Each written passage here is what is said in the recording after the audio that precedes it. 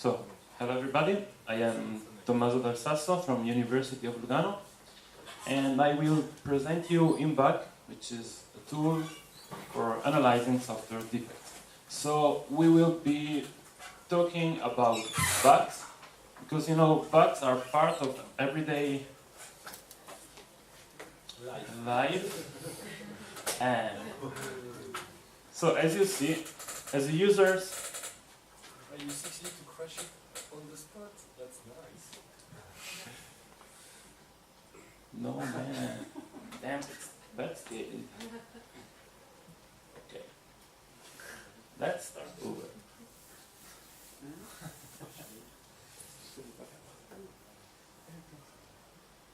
I was thinking, if you succeed to crash his machine just when he wants, hey, that's really cool, huh? Even the slides says restart.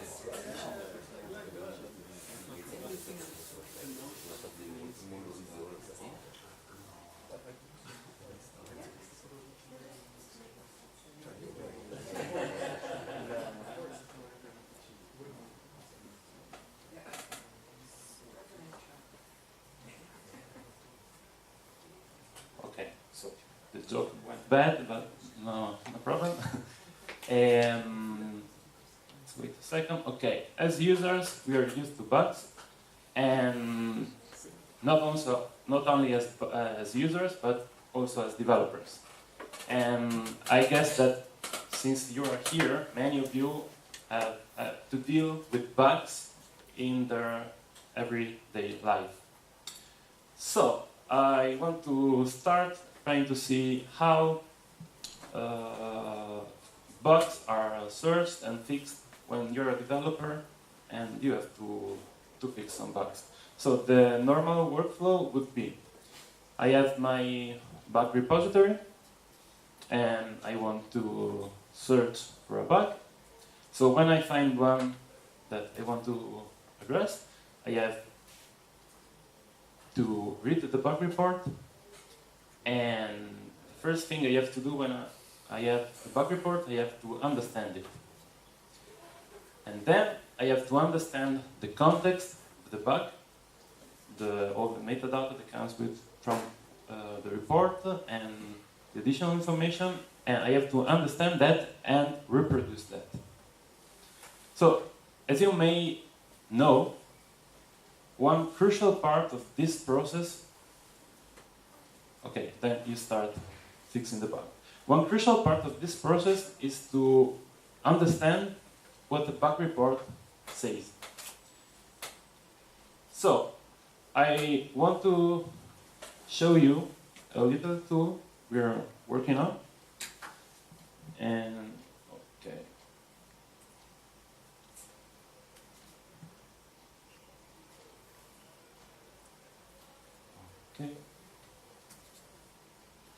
Okay, this is the, well, IMBUG. IMBUG is a set of visualizations for bug tracking systems. Right now, it's pointing to some data from the Faro bug tracking system. So when the user starts in the main page, he has a visualization or a kind of summary of the data inside the bug tracker. I have a question. Yep. So, in Faro, we use the bug tracker as a to-do. So, do you have heuristics to tag which are the real bugs from the announcement and it would be good to have that and things like that in your... Okay, we can... I see. Okay, no, not really now. So you don't use the tagging because people can tag bugs? Yeah, I see that, that you can have access to... This is the high-level view of all the stuff that there is inside, just to have a view while the big data comes loaded on the background. So what we can see here is that, for example, in the first day of March, was performed the import from another bug tracking system. So we have a big increase of the number of the bugs. And since there, the number of bugs increased slowly but constantly. And so there are 3 visualizations here, so the user can zoom.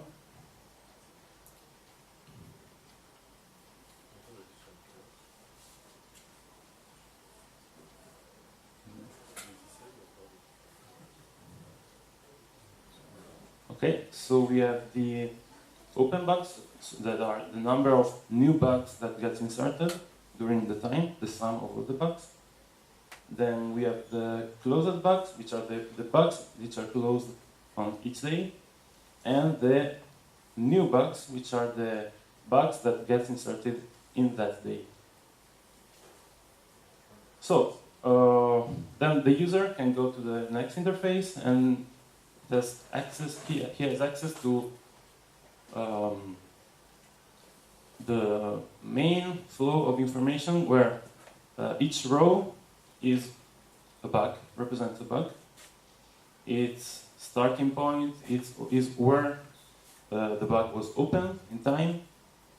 This line is the current date. Of course, these are data that I downloaded some time ago, so they're not updated. And in each line, you can see the vertical bars, which are the events when somebody performed an action, like a comment, like change the status, etc. And the color of the line represents the status of the bug. So gray is unknown, dark gray is closed or fixed, orange is active, red is addressed but we need to check the bug, etc. On the bottom we have a status bar that says how many bugs there are in this bug tracker and how many bugs we are visualizing right now in the list. On the top we have some filters to sort the bugs, for example, for project, for date, or in which the bug was resolved or the bug was open. On the left side, we have a quick visualization of the projects of the bug tracking system and how many bugs each project has. And I can also filter them out, clicking on project, remove the bugs of that project to select the bugs that I don't want to see. On the right side, if I hover a bug, I can see it gets highlighted, and I can see a quick description of the content of a bug tracking system, so all the metadata and all the events that happen. I'm totally confused. So, can you explain? Take debugging. This is what? This is a bug. A line is a bug, or it is a project? No, this is a line. These are projects. This is a bug, one issue of a bug tracker. Okay. And highlighting it, I can see the details, which of course the bug report has the metadata, the text inside. So why in that case you don't? Because you know why I ask the question is that when I read debugging or when I read tools, for me they are more projects than title. Okay. You know, the title is strange behavior when processing or typing in a newly opened debugger. Yep. Okay, this string is the name of the project the bug belongs to, because of course the description is too big. So this is to give a visual impact of which project the bug belongs to. And okay. These are some visualization to have a visual impact on the content, but we also wanted to try doing something more. We're trying to give the opportunity to the user to perform some queries written in Smalltalk. So I can, for example, in this box, I can issue a a Smalltalk blog. For example, I want to find each issue which is active, so it's open, and that it involves the user, for example, Marcus Tanker. So I can, assuming that Marcus Tanker wants to find it back, so I can issue the query and I get the issues that belongs to that user. But there are still a lot. There are 357. So maybe we want to refine more the query. So I also add the specific date. So I look for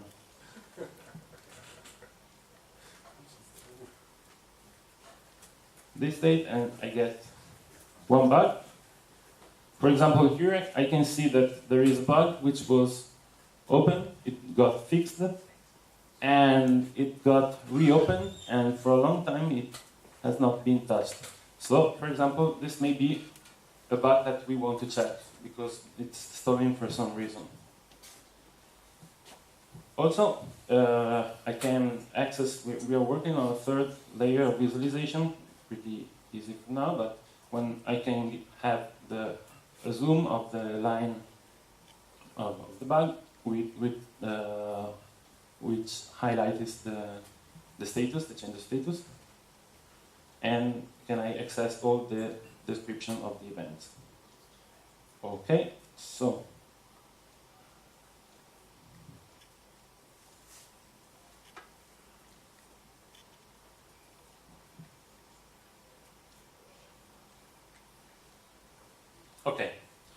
this is a tool we want to we are building to try to understand more the bug tracking system. But why we want Imbug? Why we want to do this? Okay, we think that we have from one side the language, in this case is Pharo, and from the other side we have the bug tracking system. But they are like a complete, two complete separate entities. And in the middle there is a wall. There's no evident connection between the two, so that the user, while working, has to quit the environment, go to the bug tracking system, and do the research of the bug. Also, a bug report is a textual representation of an error state. So it has to be translated in English from the Smalltalk language, and to understand it to Smalltalk related concept, you have to translate it back in your mind. So Imbug wants to reduce a little bit this distance, giving you a quick representation, mental representation. Also, when you read the bug report, you have to deal with a lot of text. And when a bug gets bigger and bigger, which unluckily that also means it's more interesting, it quickly grows in the size of the bug report, as you can see. Another thing is that, well, the bug report is completely outside the language. You represent it, as we said, not in Smalltalk concept, but in another representation, textual representation. That also means that we are used to deal with a language that gives you great powers, teaches you how to fly, and you can do pretty much everything. But when it comes to bug fixing, it comes down to hours of reading the screen and understanding the bug. So, this is the main interface of Bugzilla, the bug tracking system of the Mozilla Foundation. As you can see, we have a lot of text fields with a lot of information that no one will probably read. And this is quite a mess. This is the interface of Fogbugs, the tool that the Pharo project is using to keep track of bugs. And as you can see, it's much more clean, but the main concept is the same. We are dealing with text. But we think A bug is something that borns inside the language and hopefully dies into the language. But he lives his life as a textual representation. But are really bugs so different? Isn't there? Can't we, as a Smalltalkers, find a different way to deal with bugs? Because dealing with text means that we cannot manipulate bugs. We cannot talk to them. We cannot ask them, who are you? Give me your data. We have to read them. We are lacking the flexibility of the language dealing with stuff that is related with language. So what Imbug does is trying to reduce a little bit the distance between the bug reports and the developer. And what we would like to see eventually is to remove this wall and have a bug tracking system that is much more near to the language. So what the message that I leave to you for Imbug is, don't just read about your bugs, but see them, watch them, understand them. And okay, and I give you a little bit of information about the architecture. We are using Fogbugs as a base for getting the information, the bug tracking system of the forum repository, and we are mirroring it into our database, which is a MongoDB database with Voyage. We use Faro2 as an engine, and which runs C-side to provide the information around the web application. And also, unluckily, at the moment, we have too much JavaScript to provide the visualizations, which are made in D3, the JavaScript library to provide visualization. And I think I will watch probably Amber to deal with the Smalltalk instead of JavaScript. What our future plans are to work on the manipulation of the bugs, so that is the search, the select, the filter, the grouping, and everything to give more powerful tools to search for the bugs. We also, I didn't show you, but we are also working on a login screen, so that, and the user management, so that the user can log in and have preferences, configurations, and everything, so that the ideal would be that the user just logs in and can have its default view and start working without any configuration. Also, we want to have notifications, because I was talking with some guys in these days. They told me that also notification is a crucial point, because with some tools you get a lot of emails, you get some spam, and you miss the information this way. On the opposite side, if you don't receive mail, you risk to miss things.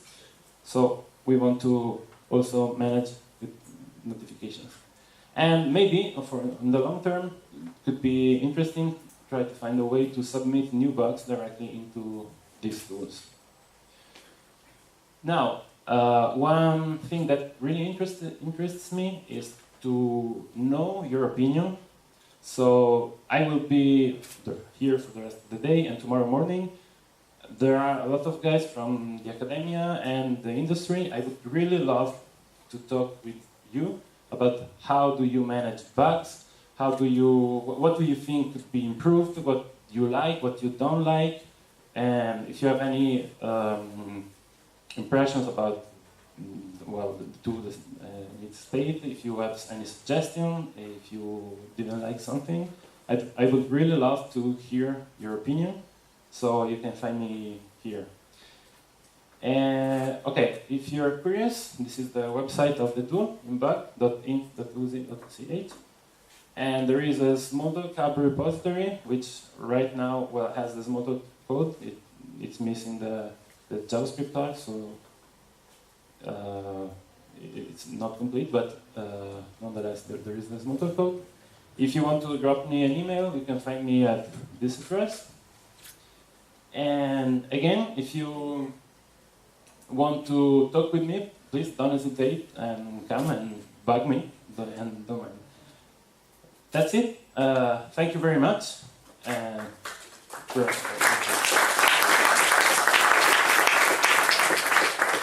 if there are any questions now, of course.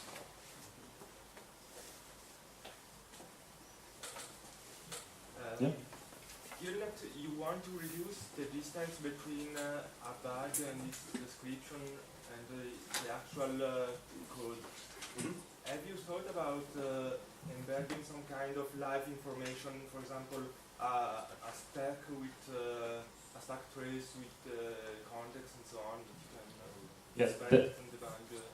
Yeah, that's a really interesting thing, and yeah, one of the most powerful features of Smalltalk in this field is that you have access to anything, so you can provide a lot of information, and that's for sure a thing that we will need to do. So yes, that's a really important thing. And also, yeah, I didn't say that, but the problem with bug tracking system right now is that everybody is using general purpose solution. The problem with general purpose solution is that they are good at, they can be used in any field, but they are not particularly good in a specific field. So Smalltalk has a lot of potential to do a lot of stuff, of interesting stuff. So yeah, that's it. One idea would be, since in Fuel you can serialize the stack. Yeah, that was this is what we, yes, we want that. Other question? So for me, what I would really like to see this is, what are the common situations in the life of a bug? And what are the patterns? You know, I said, oh yes, you know, there is this guy that, you know, I would like to have a list that tell me, yes, those are the fucking bugs that didn't progress, or they started to progress and then they, because maybe we forgot them, or, and that would be really interesting to identify patterns, you know. Maybe you have the long activity where the guy they start and then they do nothing, then they restart and then Yeah. Or I would really like to have a kind of a vocabulary to help us to go there and say, oh yes, this is So a categorization method for bugs. Yeah. Okay, that's really interesting. Okay, anybody else? Okay, thank you.